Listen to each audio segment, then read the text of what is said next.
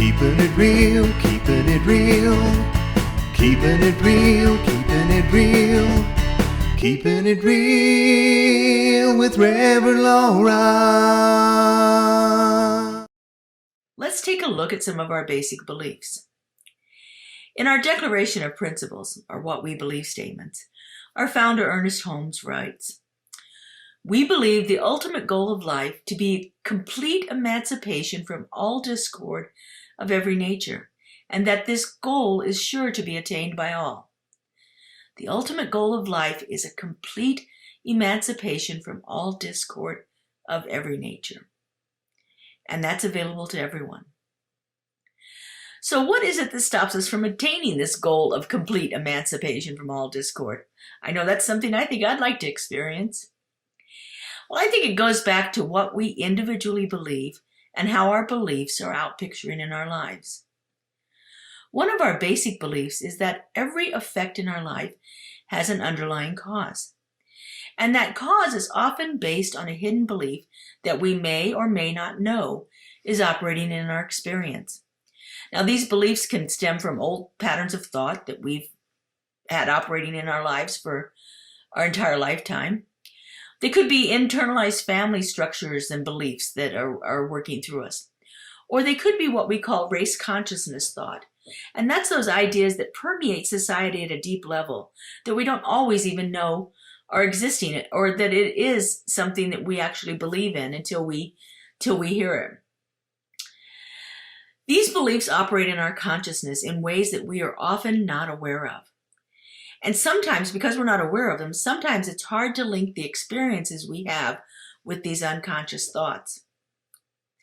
Dr. Holmes says, "Our thought of anything creates a spiritual prototype of that thing. Within the prototype, there is a law of growth which ever tends to produce the desired result. This is the law of cause and effect.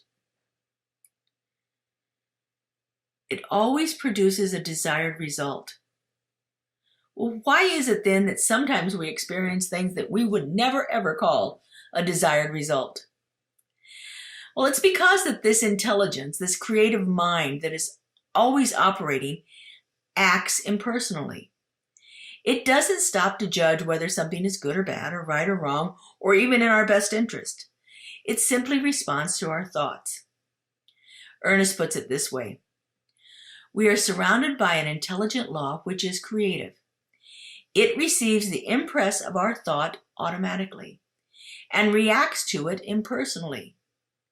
It does not ask who we are or anything about us.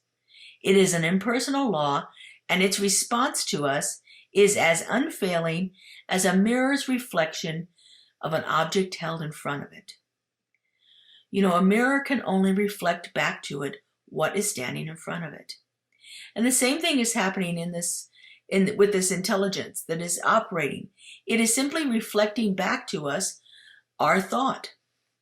So this creative intelligence is bringing into our experiences those things which reflect the thoughts that we think. Ernest goes on to say this: "The reflection of an image in a mirror is an exact likeness of the image which is held before the mirror. So the law of cause and effect reflects back to us a likeness of the images of our thought. Thus we are told that we reflect the glory of God. But too often, we are actually reflecting the fear and limitation of humankind rather than the glory of God. If we kept ourselves in that situation where we were in that place, that high and holy place, where we were able to simply reflect back the magnificence of the divine, then all we would be experiencing in our lives is the magnificence of the divine. But, as he says, we often reflect the fear and limitation of humankind rather than the glory of God." Keeping it real with Reverend Laura.